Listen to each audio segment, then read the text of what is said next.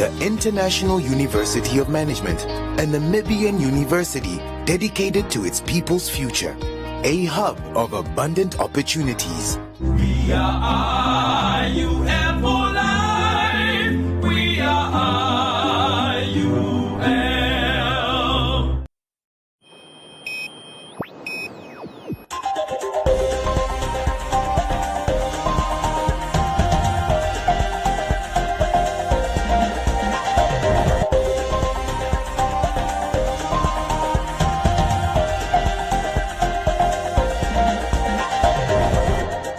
Good evening and welcome to Today on One. I'm Isai Sipunga.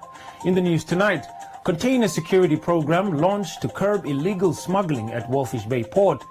Nafao sends stern warning to snook industry. Shebeen owners satisfied with extended trading hours, says Haidua. Youth win big at kettle judging competition. And Roundup, Business on One, Comments Corner, Sports and the weather.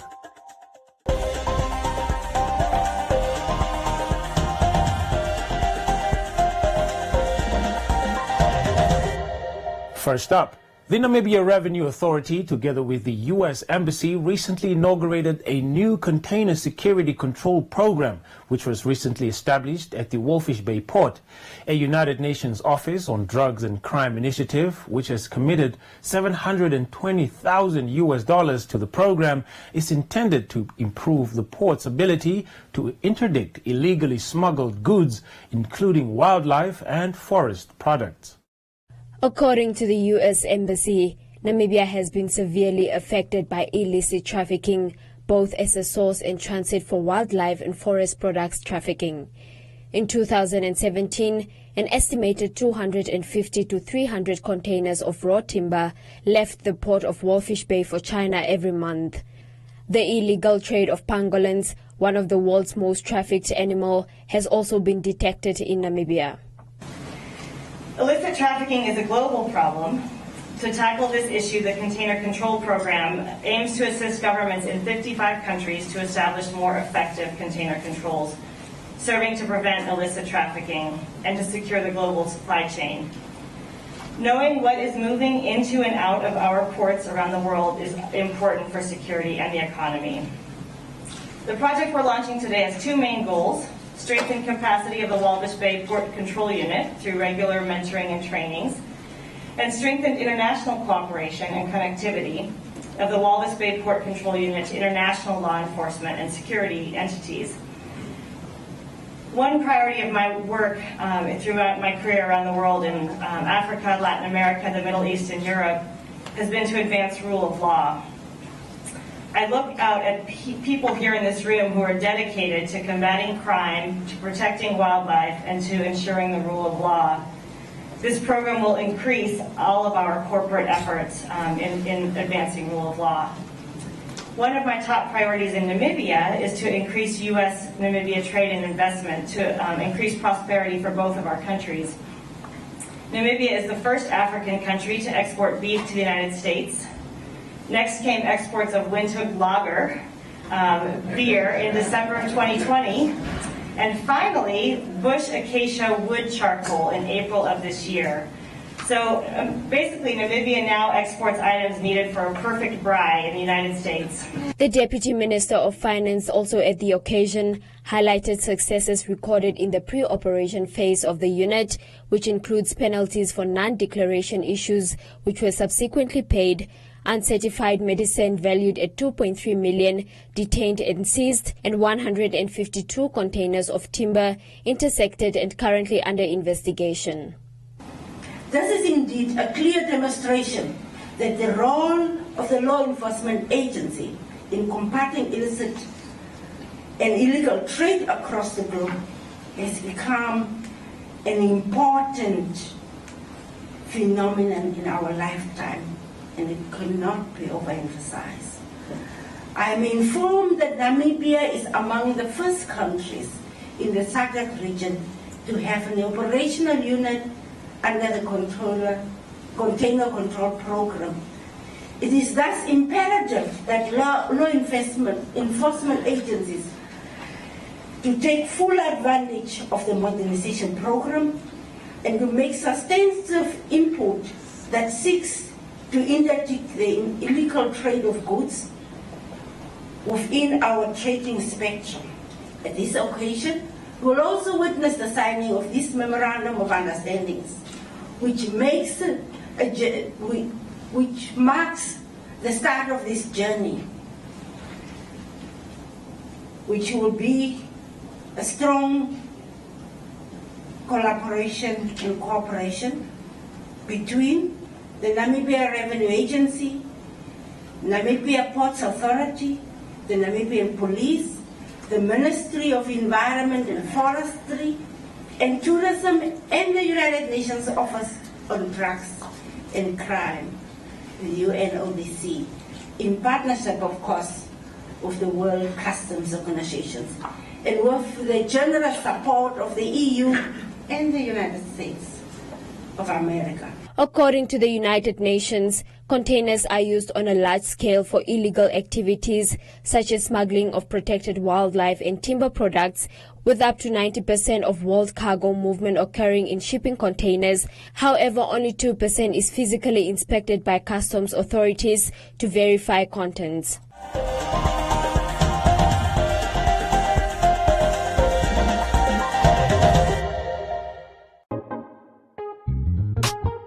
Every Saturday at 7 p.m., you can stay true to Namibia Sounds with the Valentine's True Music Sessions. Only on 99 FM. Stay tuned.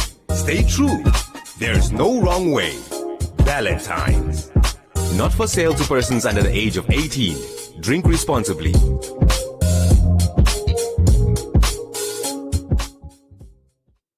Enjoy these fantastic payday savings at Clicks until 6 October. Buy Clicks 2-ply toilet paper 18 rolls, $92.99 per pack.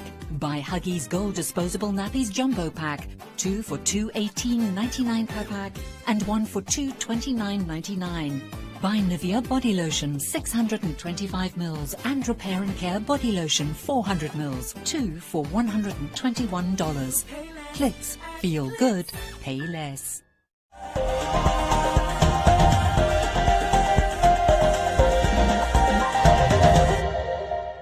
The Namibia Food and Allied Workers Union in Walfish Bay has issued a warning to the snook sector, calling that no worker exploitation will be accepted during the upcoming snook season.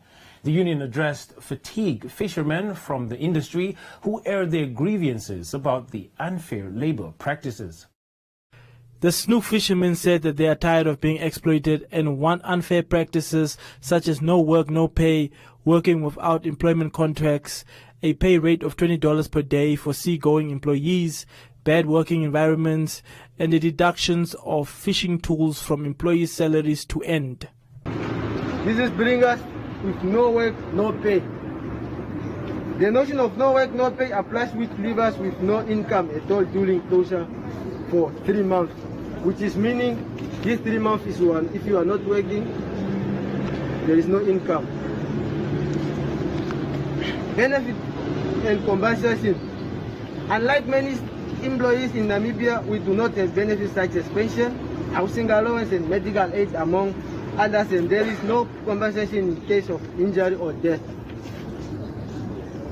So I'm talking about this benefit of this industry. There's no benefit like the pension fund. Fishing equipment, we are deducting fishing tools, for example hooks, whereby in most cases the deduction is higher than 2.60 cent fish rate, resulting in further deduction for little earnings. So this is the hook I'm talking about. It's catching fish here, so it's deducted to the money to catch and get to the fish, and it costs the little income you are earning. It deducted the tools you are using to catch the fish. Just imagine you are catching the fish and the person is paying you $2.60 and it's deducting $15 for the hook. The regional leaders of Nafao Irongo urged the industry to obey the Labour Act and cease waiting to be compelled by labour organizations. The person who was on top of water, anything can happen to me. In that situation, I could die any day, any time. You pay me $2. And you come and sell the fish for 170, almost 180. So how much money you make from one fish? You're robbing the employees. So that's why we want to send our clear message as NAFAO to this employer that they must stop robbing the employees. So deduction of the tools, like they say, the hook. When you open your company, it is your responsibility to provide the PP protection clothes for the employees, the materials. Now the employer, they are buying nothing.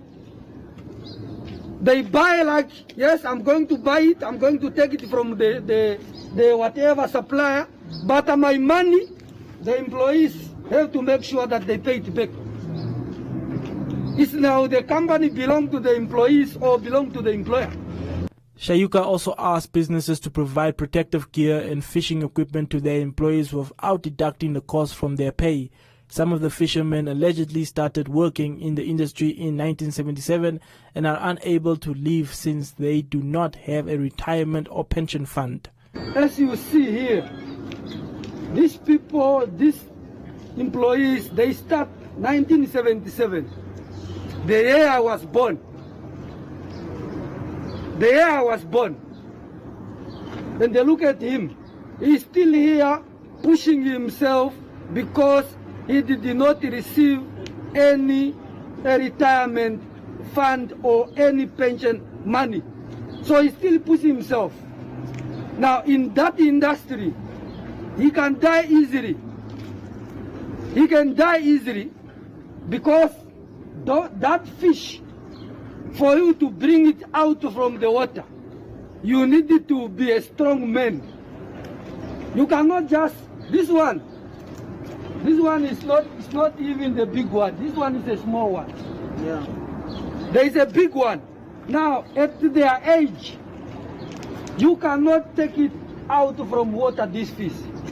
You can die.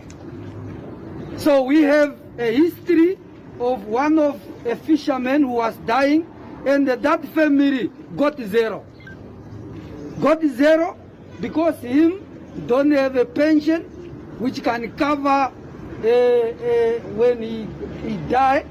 So the family, the children, the wife, they got zero. The union is urging the Ministry of Fisheries and Marine Resources to meet with the workers and snook firms. Meanwhile, Fisheries Minister Derek Claassen informed local media that the union has not officially contacted him, but has promised to look into the problem. The union already has over 90 paid members, with another 70 joining soon.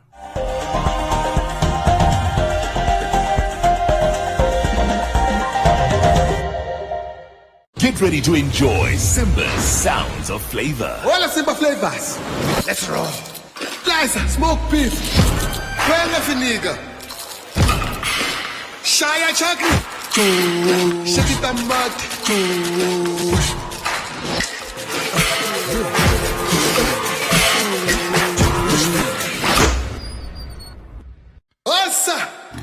Together we roar because Simba roars with flavor.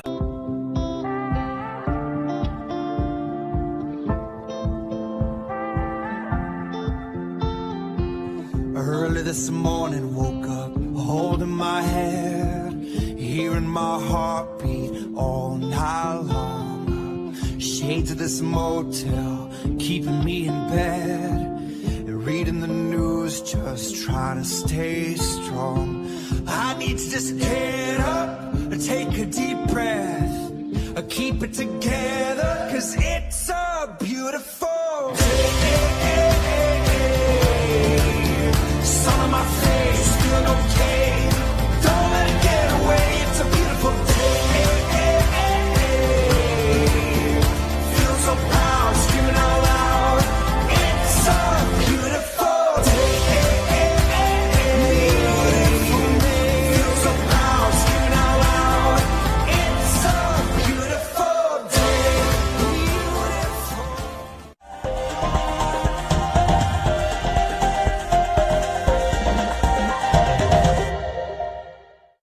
The Oshisho Formal and Informal Business Association, which represents Shebeen owners, says its members are pleased with the extended trading hours, which came after some Shebeen owners staged a protest to amend the COVID-19 measures. Several Shebeen owners from the northern areas staged a peaceful protest pleading with the government to ease the limitations on the sale of alcohol in order to save their establishments. According to the Oshisho Formal and Informal Business Association's chairperson, he denounced the protesters' actions and advised them to approach the government in the future to negotiate a solution to the informal sector's financial problems. We have been opening 10 to 10 before, now it's 9 to 10. So we are happy. And as I'm speaking here, according to our members, they are very happy. The regulation that put on force was very devastated us.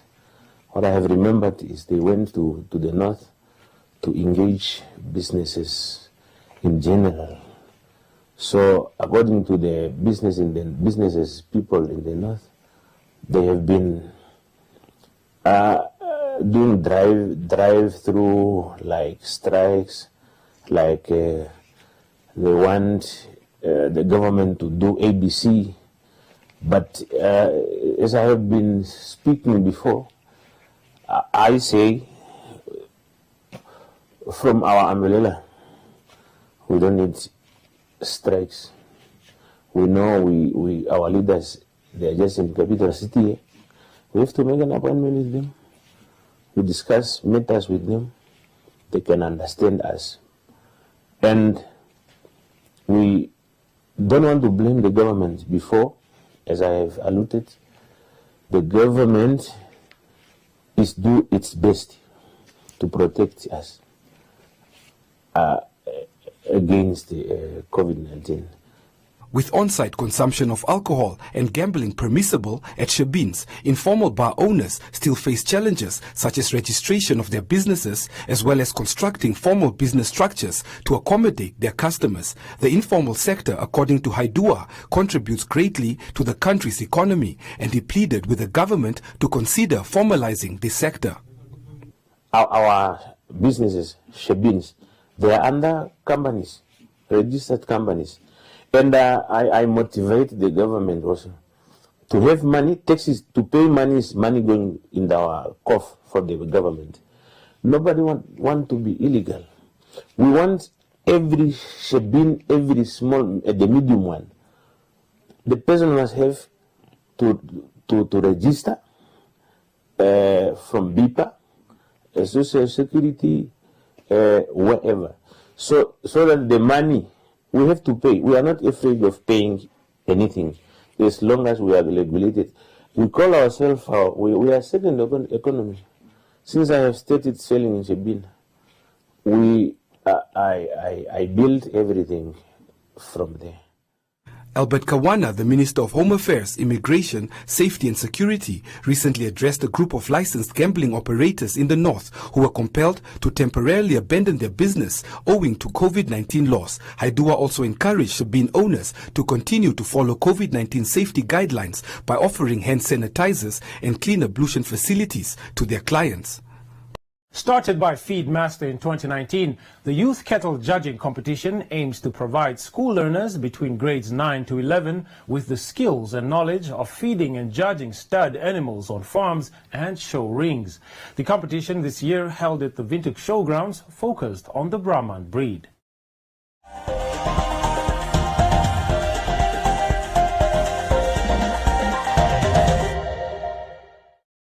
Learners from different schools across the country participated in this year's competition, with a total of 21 learners selected for the finals. Local breeder and president of the Namibian Brahman Breeders Association, Kobus van der Merwe, says initiatives like this provides an opportunity for breeders to showcase their cattle to the public and for them to compete and share ideas with other breeders. For the Namibian Brahman Breeders Society, showing of Brahman cattle has always been important. It's an opportunity for the breeders to show their best cattle to the public, for us as breeders to compete amongst each other, to see where we are in the breed, where we're going, and the quality of cattle, because we don't always get to visit each other's farms and that, but mostly it's an opportunity for the public to see the quality of Brahman cattle that we breed in this country. So we are very fortunate this year that Feedmaster has sponsored this youth judging competition. It's a youth judging competition that they started 2 years ago, and this year is the turn of the Brahman breed. We're very excited about that. We've had lots of good feedback from both parents and the students. Today here is the finals. The student that wins here today will be crowned as the winner of the youth judging competition by Feedmaster. We're very, very excited about this, and in future the Brahman Breeders Society of Namibia will also be launching our own youth program to stimulate the interest among young people in the Brahman breed, because we know that if you want something to grow in future and to flourish, you need to get young people involved, and there's a definite need amongst young people to learn more about cattle, especially the Brahman breed, and agriculture as a whole in Namibia. Grade 10 learner Elandri Creer from Windhoek Gymnasium in the Commerce region is the overall top performer, walking away with a gold prize. I'm so overjoyed by winning today. I never thought it would happen. I just gave it my all, and look where it got me. And I just wanted to tell everyone out there, don't be afraid. Just try new things and give it your all. The technical advisor for marketing at Feedmaster, Christo van Zyl, who was also one of the judges, says the competition is mainly to stimulate the youth in becoming passionate about agriculture. The first thing to put this together, we have to do the planning and to put the criteria together and see what is the purpose of this program. And I think that the main thing was we want to stimulate the kids to come back to agriculture, coming back to either cattle or small stock, and get their passion back for agricultural. The top 3 winners are Elandri Creer from Windhoek Gymnasium in the Commerce region, who won the gold prize, followed by Carlien van der Merwe from Gobabes Gymnasium High School in the Omaheke region, who walked away with the silver prize, and Ocha Kapama from Kartsveld Academy in the Otjadon-Dupa region, taking the bronze prize in 3rd place.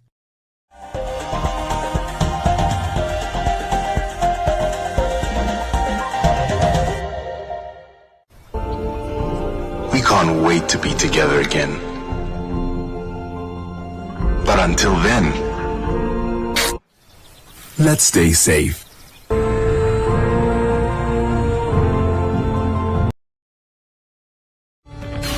than ever before, football fans demand unique insight and analysis. The Football Review is much more than a highlights show. Bold, provocative editorial that goes beyond conventional reporting, setting the agenda for football discussion. Champions League, Premier League, La Liga, Serie A, Bundesliga, Liga 1, and much more. Want genuine insight with hard-hitting editorial? Need compelling premium football content? The Football Review. Best, bar none.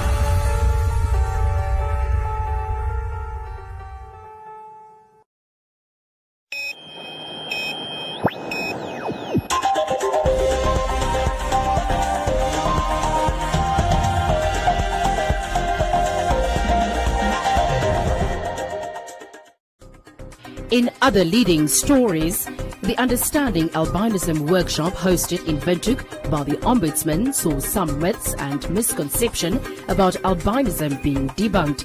The workshop, which was facilitated by Shirley Gunn, a South African author, activist and human rights advocate whose works include a book titled Understanding Albinism, an Inherited and Manageable Condition and Disability.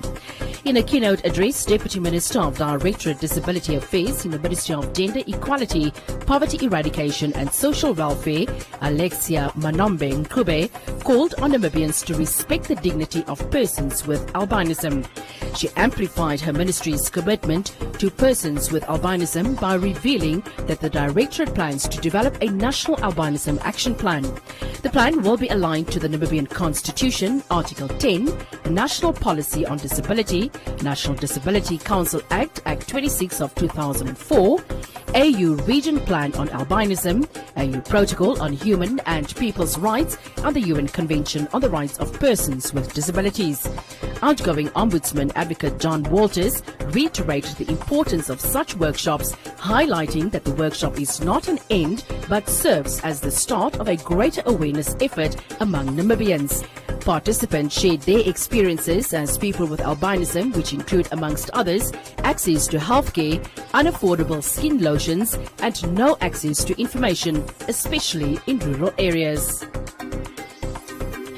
And Namibia Wildlife Resorts Limited Koriga's Rest Camp in the Kunene region and Chris Barman Resort in the Otjozondjupa region are now offering 5 Namibia Training Authority registered national vocational certificates starting from level 2 up until level 3.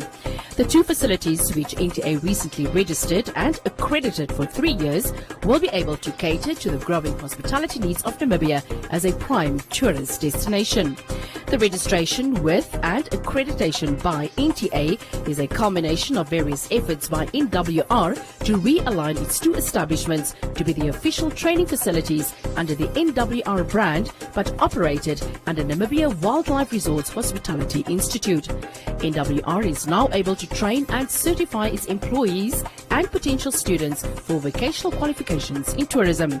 Equally, through the courses on offer, the area of service delivery within NWR will now be systematically addressed to ensure that going forward, the organization is in a better position to serve its guests.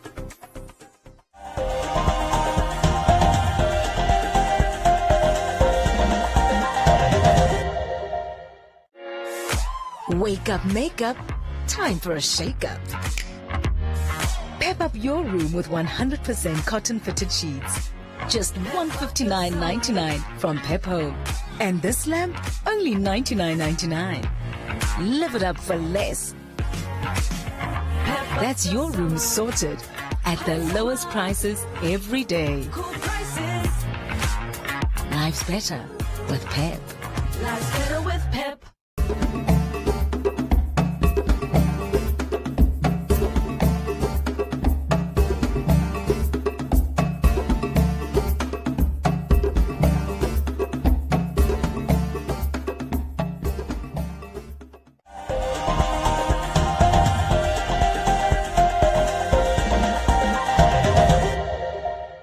Joseph Shifeni standing by for today's Business on One and Economic Indicators.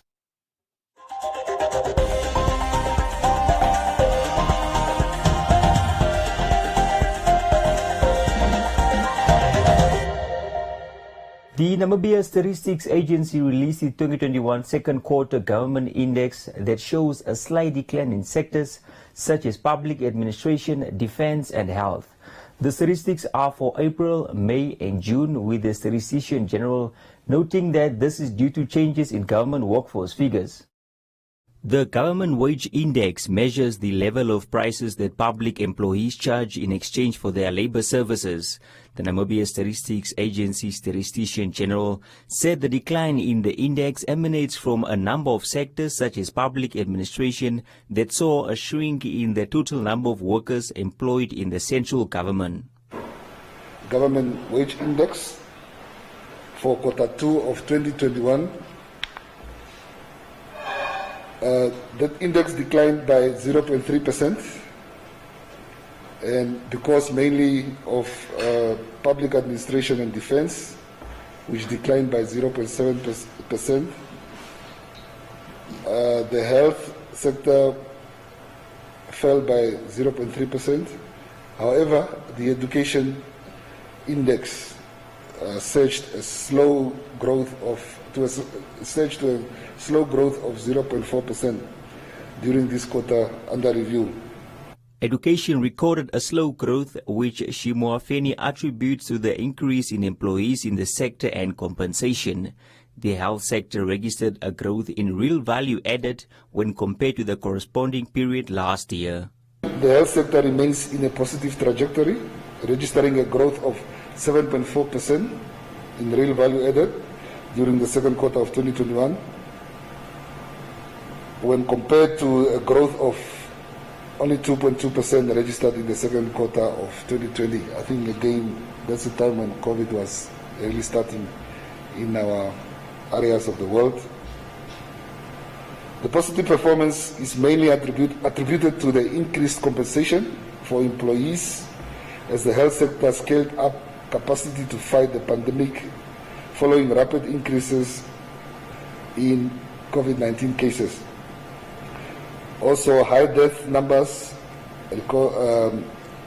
recorded infection rates, high hospitalizations brought by the Delta variant that was confirmed in the economic territory during the quarter under review. I am also aware of some of the temporary health workers that were appointed just to cope with the situation. The government wage index is often used by the government to deflate the public sector in the national accounts. The index also gives an evaluation of the wage bill, living standards and conditions of public workers.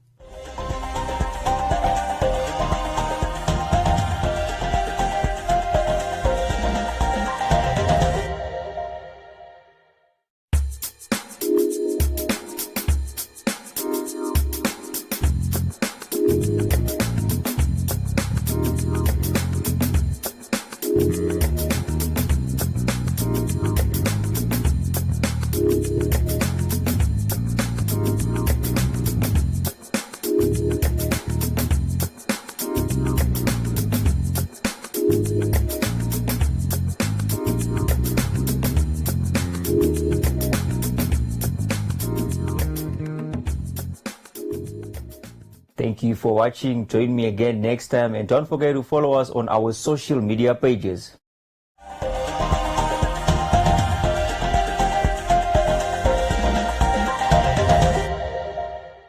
Are you a CMAS member? Did you know that should you need medical treatment, you have access to quality private hospitalization, guaranteed specialist treatment in private hospitals across Namibia with Compliment Gap? Compliment Gap is a complimentary product for CMAS members only, which covers the shortfall between what CMAS pays and private hospitals charge. You and your family have more than 2 million in medical gap cover per year at a very affordable price. That's not all. You also have access to emergency evacuation within Namibia and $10 million international travel cover for those unforeseen events abroad. Take the financial burden off your shoulders, invest in your family's health. SMS GAP to 999 555 and we'll contact you. Terms and conditions apply. Every Saturday at 7 p.m., you can stay true to Namibia Sounds with the Valentine's True Music Sessions. Only on 99 FM. Stay tuned. Stay true. There's no wrong way. Valentine's. Not for sale to persons under the age of 18. Drink responsibly.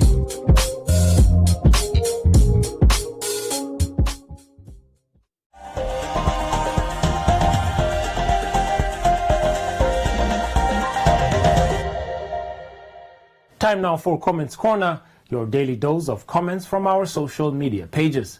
The city of Windhoek, together with the e-bikes for Windhoek project, have begun construction of bicycle lanes in the capital, an initiative aimed at promoting affordable mobility alternatives and creating access to sustainable transport, as well as increasing the safety of non-motorized transport. Andy says it's another plan to steal again.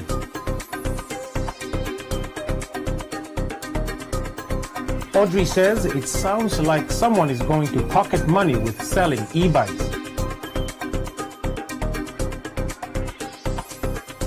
Caller notes that the cycling lanes will become lanes for taxis. MJ says it's a good initiative as it will equally increase one's fitness levels. And that's all from Comments Corner. Be sure to post your comments on our social media pages for broadcast every day, only on Today on One.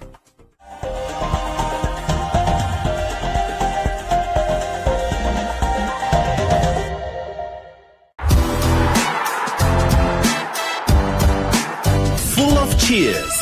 Tafolaga, Namibian like you. Hey kids, are you in primary school and want to get extra supplementary maths, English and science lessons? Then invite Learning in with One Africa TV's #LearnOnOne every weekday from 9 to 11 a.m. with repeats from 2 to 4 p.m. And thanks to NMH's MyZone, these lessons are 100% Namibian. There's so much to learn with #LearnOnOne. Invite Learning in.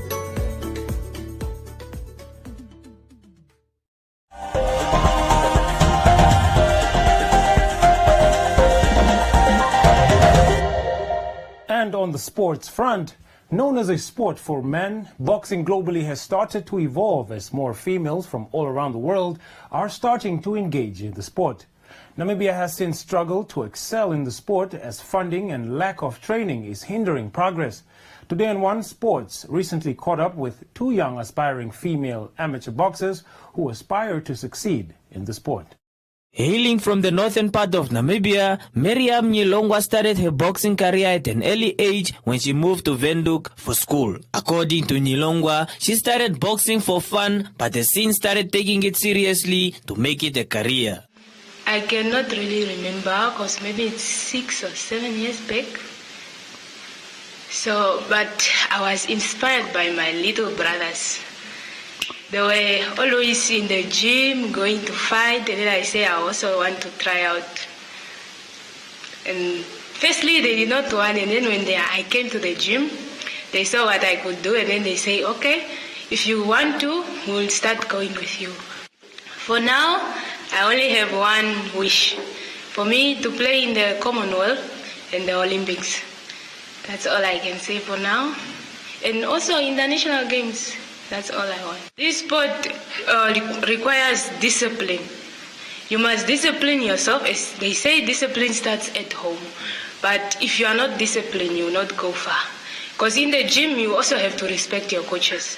And you have to do whatever they are telling you. Even though you seem you know everything, you don't know. There's always that little, tiny detail you are leaving out. Aspiring to be a female world boxing champion too is Salmi Shipwata, who had to prove her boxing ring skills to her dad after she was asked to choose either her education or boxing. In an interview with Today on One Sports, Shipwata said that she aspires to succeed in boxing with the right assistance. 2017. Then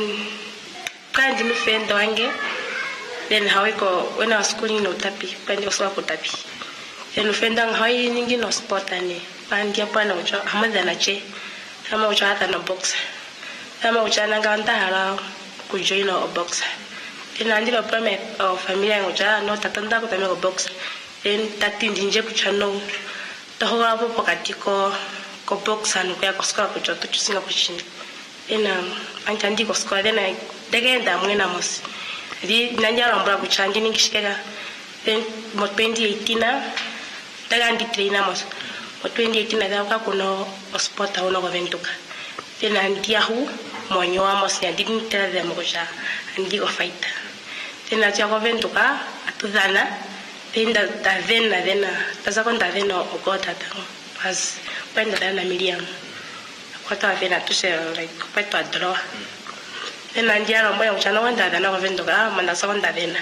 Teta mna kuchake ingo chipukungwe must continue. Yeah, and until now,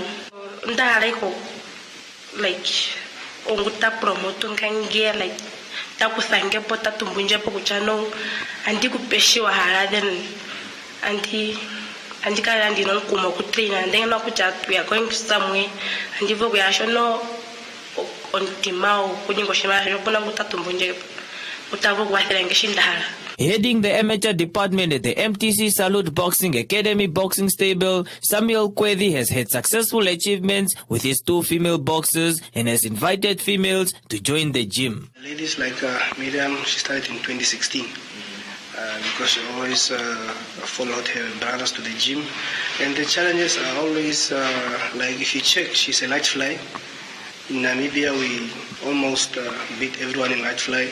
It will be our dream to go and represent Namibia on the world stage in Africa and out of Africa. And when it comes to financial constraints, we don't have purse protectors. It's very important. We don't have boxing shoes. We don't have a lot of boxing trunks because sometimes you might find yourself in the blue or red corner and headgears. For the ladies that are watching and girls watching there, come and teach you discipline. We also teach you to self-defense and many more.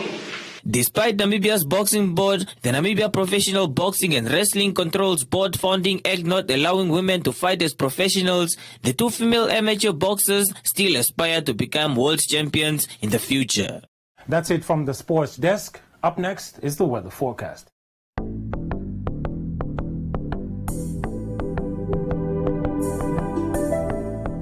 A look at the weather forecast. The Namibia interior partly cloudy and hot in the Karas and Commerce regions. Elsewhere, partly cloudy and very hot with a few thunder showers in the Zambezi and Kavango East regions. Windy conditions are expected over the interior. The coast, partly cloudy and mild, and the wind moderate northwesterly to southwesterly.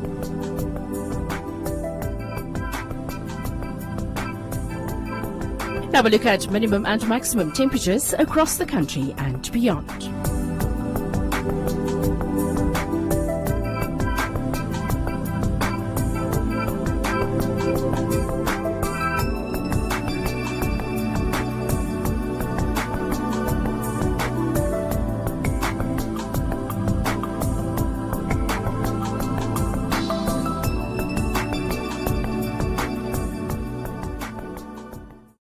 That's all we have for you. Join us again for a repeat at 9:30 this evening and the Omnibus Saturdays from 9 a.m. to 2 p.m. From me, Isai Sipunga, and the rest of the team, it's good night.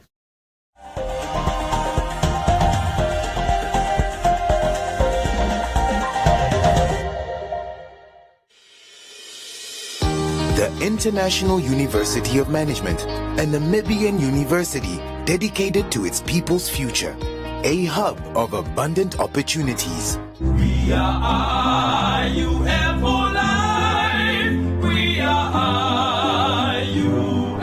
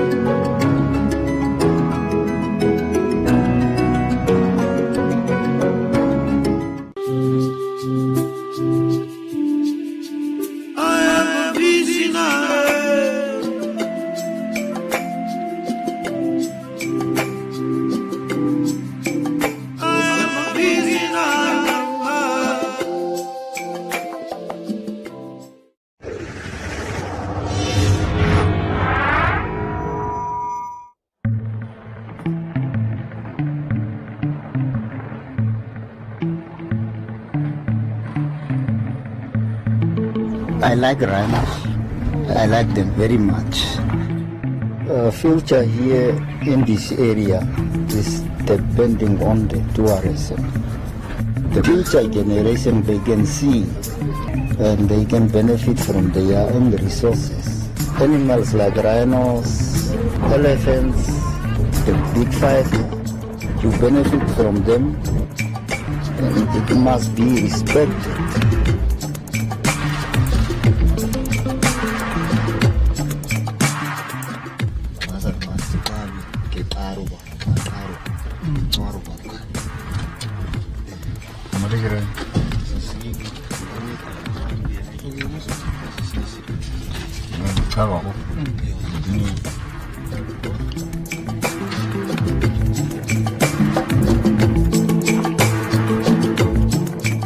are not feeding the rhinos. You are not giving them order.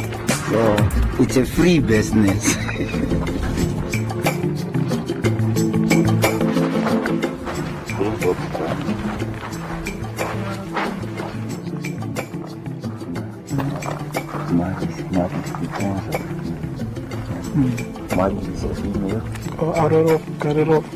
I take two of my sons, which was little bit 5 years old. They were young guys. So they asked me questions.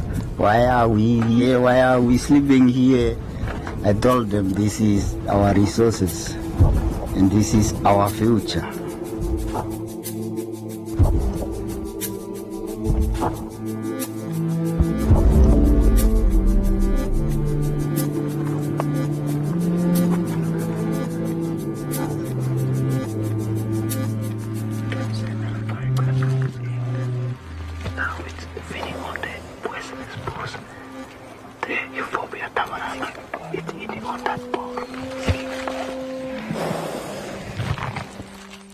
My first memory of going with my dad is that I learned new things. As I grow up as a man, I see an opportunity in it. So I decided to look for a job pertaining to tourism. So that's when I was employed at Palamba. So I decided to go for tour guide studies. Because I grew up with the tourism industry, the wildlife, the rhinos and everything, to bring that experience to the tourists. You can see the hyena. The biggest changes, I was employed, getting paid, and also I can now support my family.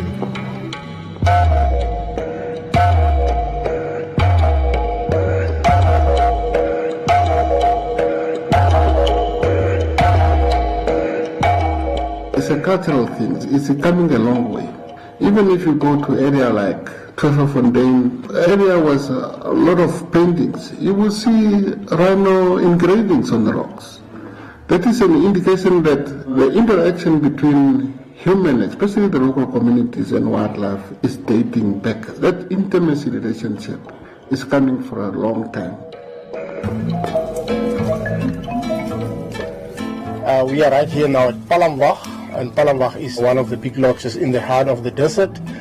And as you can see there is Jumbo standing behind me, which shows it's really a tourist area. We do have elephants, lions, but as you can see, the desert is the heart of the rhinos. This is the main breeding area of the rhinos, is what we found here in this desert. It's the largest free-roaming population of black rhinos that you find outside national parks in the world. It's a population that communities in the northwest have taken responsibility themselves in managing this population with the structures that government has put in place, more specifically the establishment of conservancies. These people, before independence, they took it upon themselves and decided that wildlife is our heritage, and through history we've been living with wildlife. And having wildlife in your area is like having a garden. Because of all these animals, we've got the communities that benefit from all this wildlife, and it's like a triangle that fits into each other. And the communities looked after the wildlife doing their own thing, and the communities benefit. So already there were this intergenerational relationship between mankind and wildlife, and that bond is what our people actually wanted to see continuing. Very few countries have the wildlife that Namibia has. What is also important is the policies that Namibia has put in place, which also involves communities to be engaged in the management of the wildlife species and also to benefit from the wildlife resources. Turn conservation into a rural economy, turn conservation into endless opportunities that would actually cater for those young people that have nothing else to do. If it was not for rhino economy and tourism in this area, it was really difficult for young people to get or find a job. We are conservation engineers. We make conservation work in an unfenced area, and through that, we want to turn the wildlife into the rural economy that will benefit the rural communities. So we can see now wildlife is doing very well, the lodges are doing well, and the community is also benefiting. So it takes all three together. Devastating hit over coronavirus fears. Airline industry is facing its biggest threat to travel since 9/11. Since March, when COVID-19 hit Namibia, things actually become very difficult. In the first place, all the lodges closed down because of COVID-19. With us, say the Rhino Trust, we had some donors cutting on their funding. And then we had, in the same time, a poaching case of 2 rhinos that was poaching. We had less boots on the ground, and poachers could actually see. Now it's all changed to go in and do something. So COVID-19 was tough on all of us. Ginger Morning, who is one of our trustees, actually came up with the idea of, why don't we ask you to go to buy some gold for us and make gold bars, and then we sell them for the rhino conservation. I was fortunate enough to have a chance to have lunch with Clive Johnson, the CEO of B2 Gold in Vancouver, Canada. And I looked at Clive and I said, we've got rhinos, you've got gold, let's do something. Let's create a coin or a medallion or a bar using your resource to create a sustainable source of funding for rhino conservation for the future. There was it.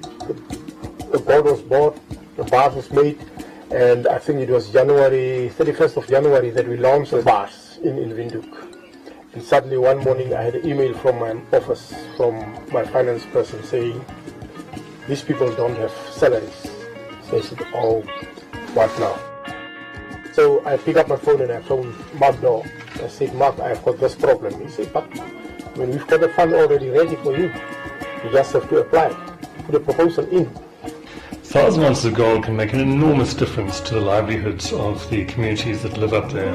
We are, in essence, providing income and providing a livelihood to the communities. In the absence of tourism, especially now with COVID-19, even prior to that, when we had such a bad drought, the communities became even more dependent on the natural economy.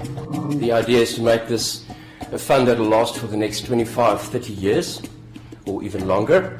And a portion of that will be distributed immediately as needed.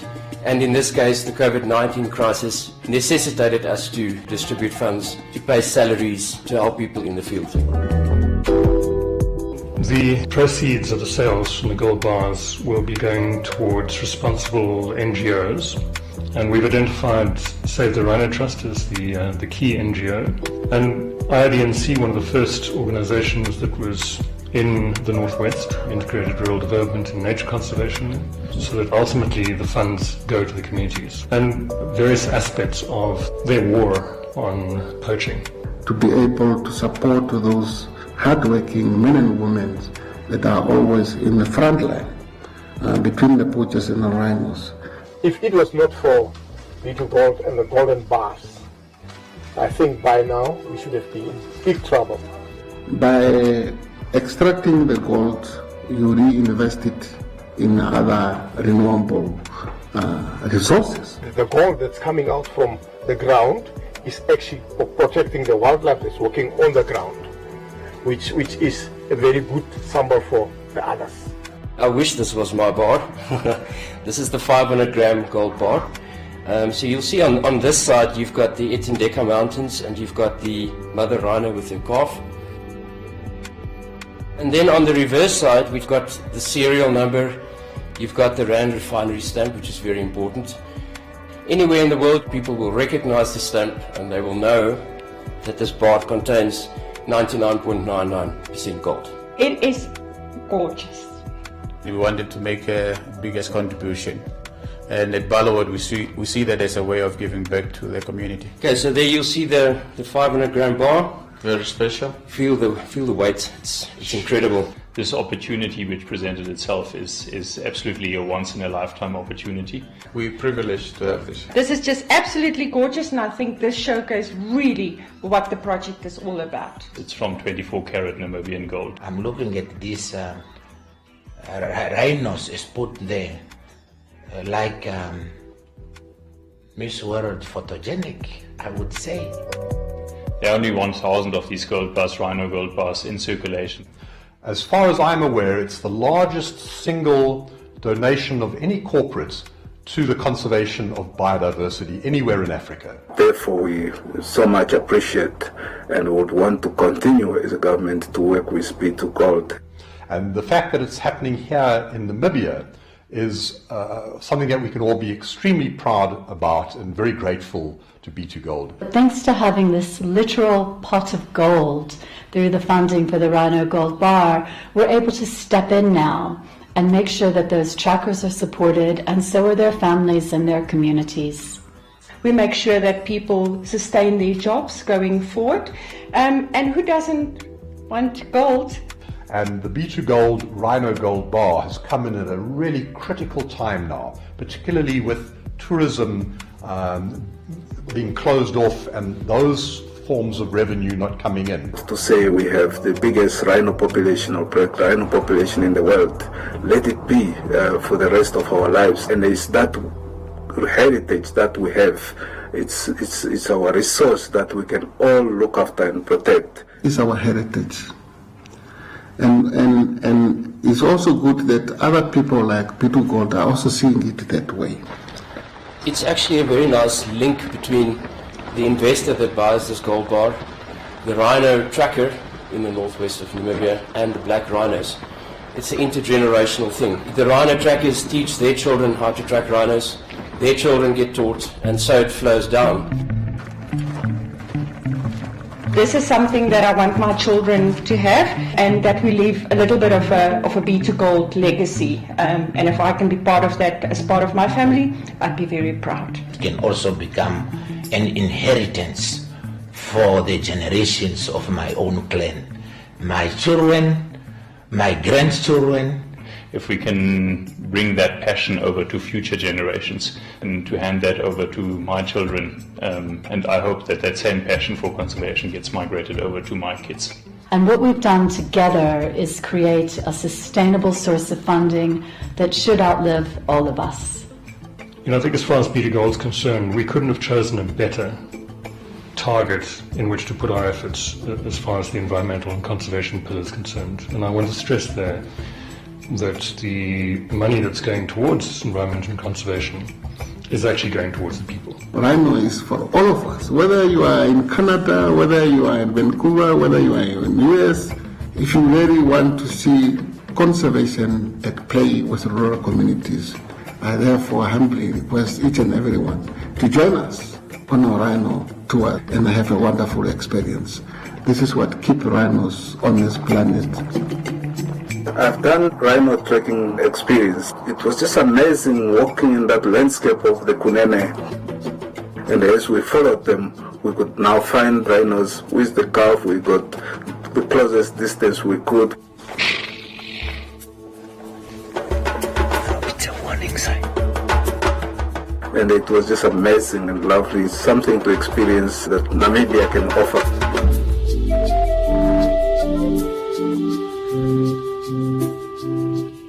It's something that you have to do in your life.